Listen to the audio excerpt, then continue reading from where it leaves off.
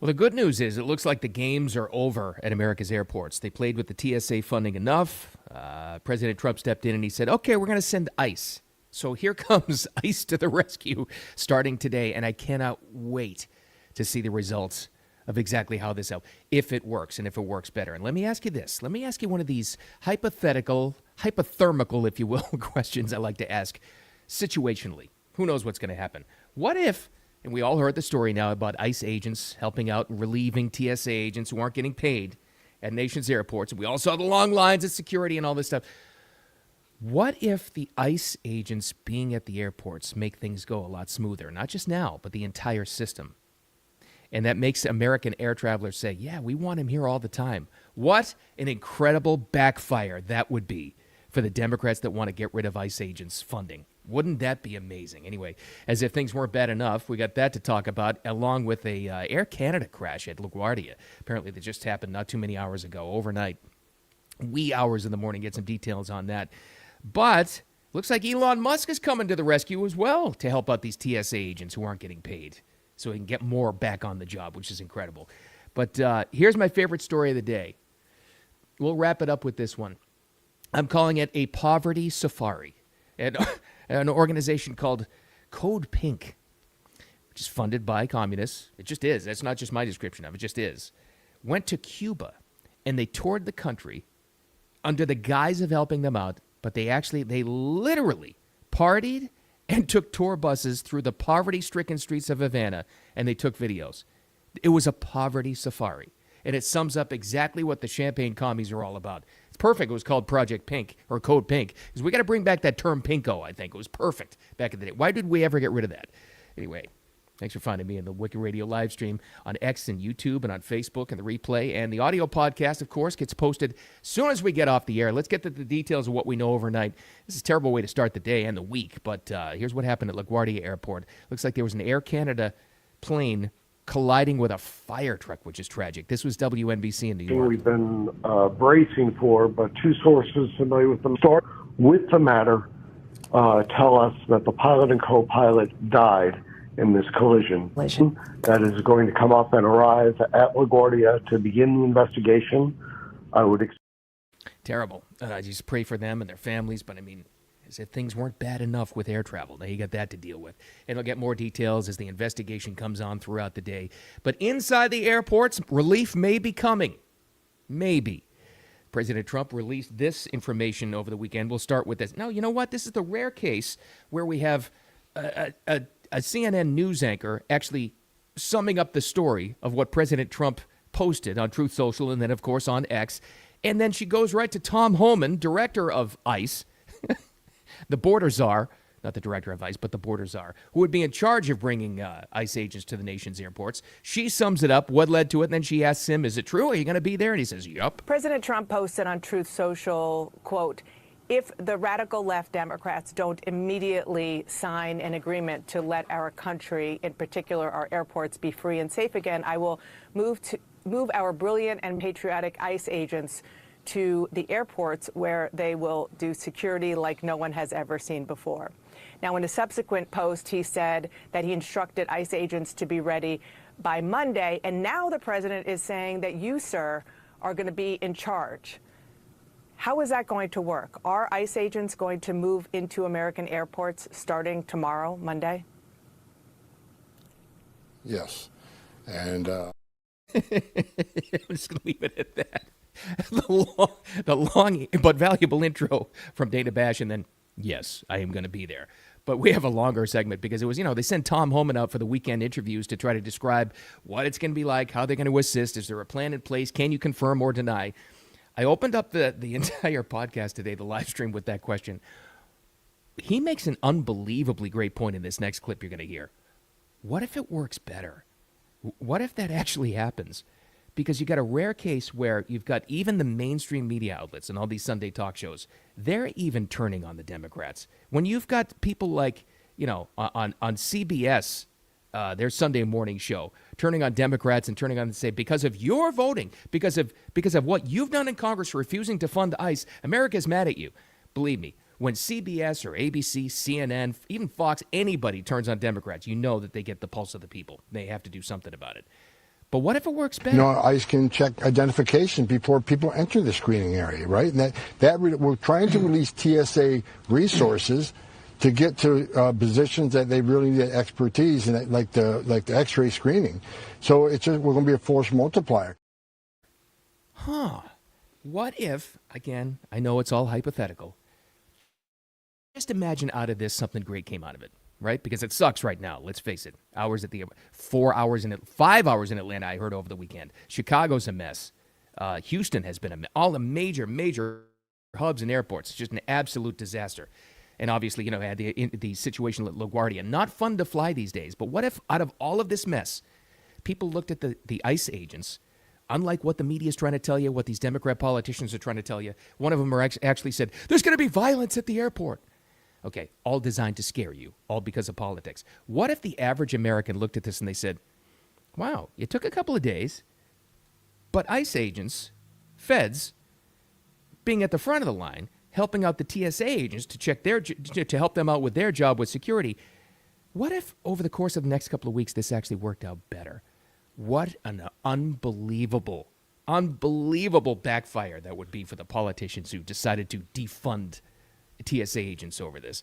But anyway, you know that it's true, and you know that it's bad when even the CBS Sunday morning show blasts Democrats over this, because they know exactly what their viewers and the people feel. But as a Democrat, I mean, look at Denver Airport near your district.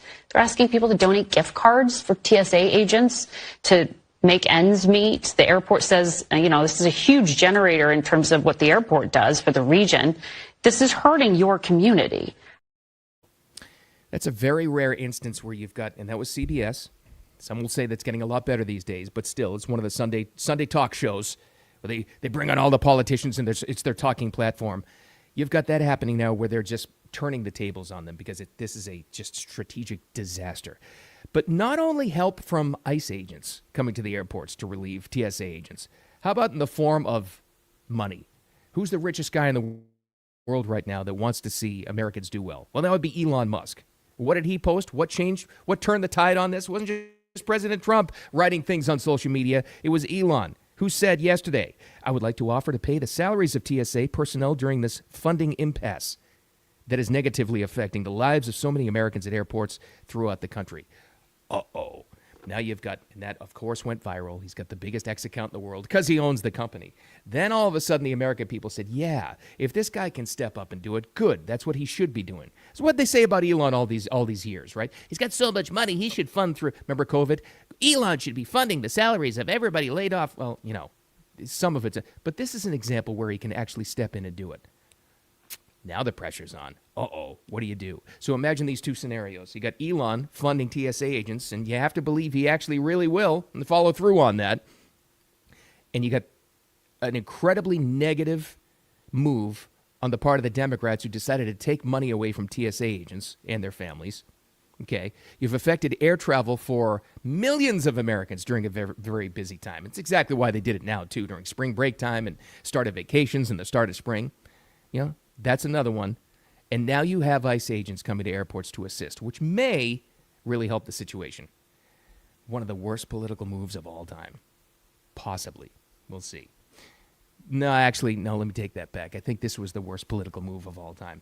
Did you happen to catch this over the weekend? This is my favorite story of the week, of the month so far, because I think it sums up the cluelessness and the out-of-touch sense of communists in our country. And I mean that. I mean, hey, it's in their name. The organization is called Code Pink.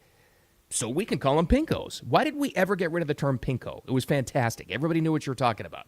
And then we started to parse it and play with words. Well, not everybody. Because, you know, people lean left and they're not exactly. No, that's not anymore. Your party, your entire party has been taken over by people like this.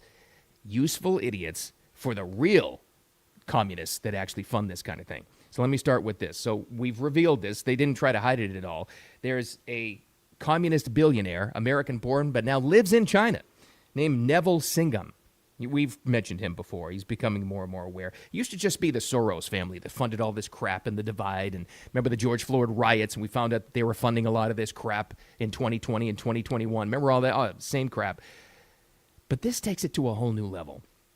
So Code Pink, a group of, I think well-meaning, but completely ignorant morons, useful idiots for these actual commies. They actually went on what I call a poverty safari to the streets of Havana under the guise of, we're going to bring some relief aid, we're going to bring this to the people, we're going to show them that, but they also had a message that Trump is bad and America's bad, right? Now, why? Because there's been so much talk recently about, and in Trump's own way, what does he say?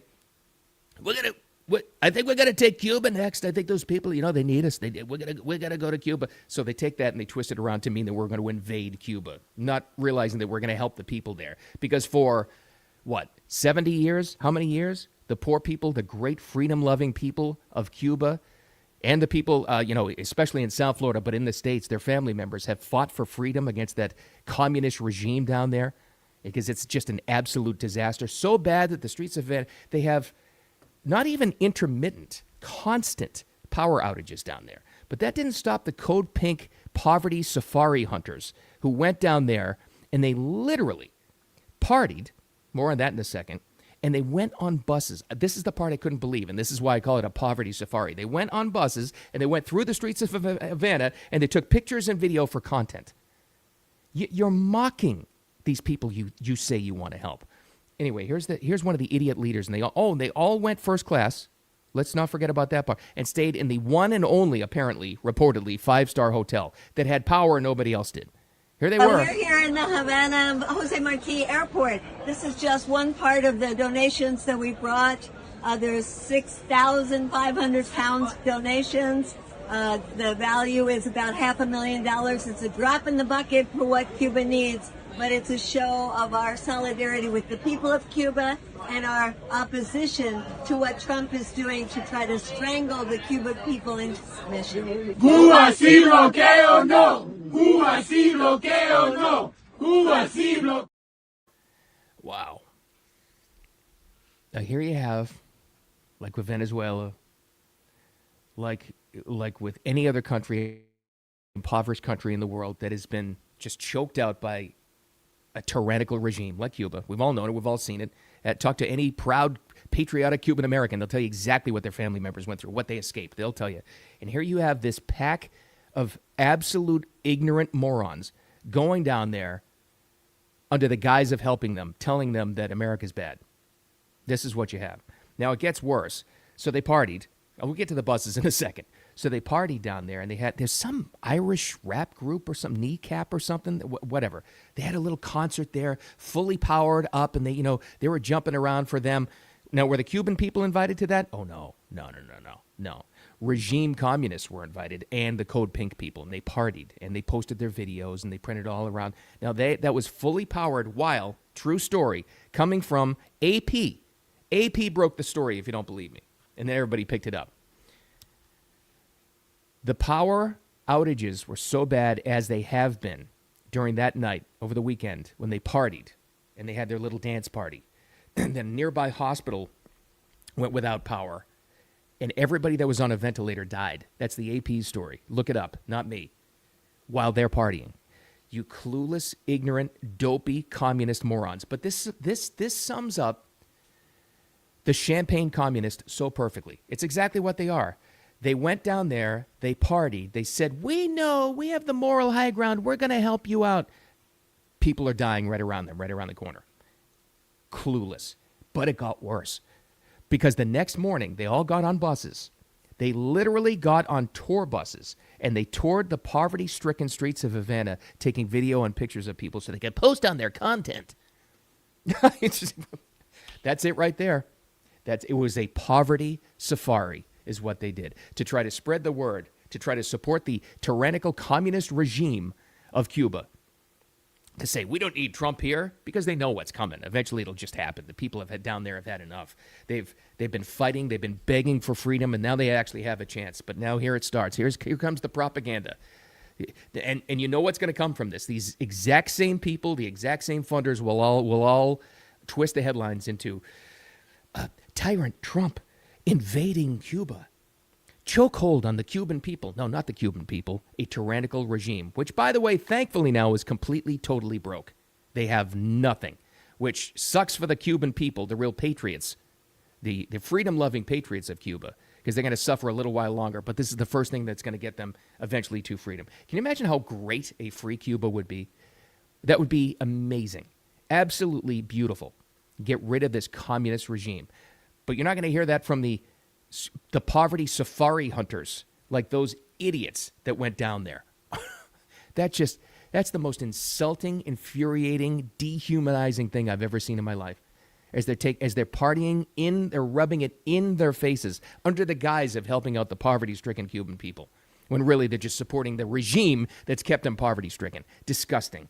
Absolutely, completely disgusting. But it's okay. When things like that happen, it gets exposed. That's all right. Here's something else got exposed. I'll wrap up with this. Didn't get to it because we were focused on TSA and the poverty hunters and all that other stuff. But President Trump may have upset you over the weekend with his on Truth Social and then on X about Robert Mueller. Robert Mueller, former FBI director, died. And Trump's words have upset many Trump supporters. And I get that because it's not exactly what we were all led to believe our whole lives is to be presidential, right? But put it in context. Here's Trump's eulogy for Robert Mueller. Robert Mueller just died. Good. I'm glad he's dead. He can no longer hurt innocent people. President Donald J. Trump. Now, you might be thinking, and I actually have some friends who said, this is the stuff he shouldn't do. He just shouldn't, if he just didn't do this, everything would be fine. If he just stayed away from this kind of stuff. And I understand that, and you're not completely wrong for thinking that. I get it. But what if, this is one of those techniques I use to see if a public statement, one of these public, figures like Trump, is off his rocker or not. This is one of the techniques I use to see whether or not, what I think about a bold statement like that. And let's face it, Trump makes a lot of them. I call it personalize it. Personalize it. Just put yourself in that position. Now, none of us is going to be in the same position as President Trump. None of us are going to be involved in politics, I hope. Not going to be a public figure like that with that kind of fame and fortune and affected. But most of us, thankfully, are not going to go through the kind of lawfare that President Trump actually went through as well. Okay? So consider that. And consider it if it was in your own personal life that you actually went through this. Would you say the same thing? Would you actually say nice things about him? Because I wouldn't. If personally somebody had tried to put me in jail, and they did twice, did put my friends or supporters in jail, they did, many of them. First example, and there are many, but first example that comes to mind is Paul Manafort. That guy suffered in solitary confinement just for being an ally of Trump, right? Ruin the reputations and livelihoods of Trump associates, prolong the probe. That was the other thing. Mueller could have put this probe into supposed Trump wrongdoing, could have put it to bed right away. It didn't. That one was on him. Destroy the lives of people who refuse to flip. Oh, remember this was another Mueller decision. He sent Roger Stone to prison. Obstruction charges that were complete garbage. Remember that one? Forced Michael Flynn to plead guilty. We talked about the Paul Manafort thing already. So when you put it in that perspective, right? And again, none of us are Trump. None of us are president. None of us are, in that kind of political arena. Thankfully, we can sit here and, be normal people. But if you were and somebody did that to you, if somebody that lived on your street but had that kind of power just locally in your little community and did those kinds of things to you and your friends and waged lawfare against you constantly to try to get you killed, or at least the very least perp walk you in handcuffs and put you in jail forever, which, let's face it, Mueller, at the direction of the Democrats, did try to do to him. Does it make Trump's so-called eulogy of Mueller saying, good, I'm glad he's dead, doesn't it make it more understandable? You got to make the choice. That's everybody's own discretion. Maybe it's not presidential to you, but if you personalize it and use that technique, I think it makes it a lot more understandable, to be honest with you, because I wouldn't be nice. We're not used to presidents actually making a bold statement like that and personalizing it, but maybe we should be. I don't know. I know a lot of friends, though, that hate that he said that because it just draws more fire, but I don't know. It's his own call. He was the one affected, not us. All right, let's get into the work week. Hopefully it starts off better than what we had at the airport. Let's see tomorrow the public's reaction to ICE agents helping out TSA agents. So what if security works better that way? Does that change how we go through the airports in the future? Maybe. I don't know. We'll see. And hold Elon Musk accountable for actually paying the salaries of these TSA agents because he's promised he will. I don't know Elon Musk to ever back down from a promise, so we'll check on that as well. More importantly, thanks for finding the live stream. Replay on X and YouTube and on Facebook and the audio podcast, wherever you like to get those. Just about to be released to those as well. Make it a wicked awesome Monday. I'll talk to you tomorrow.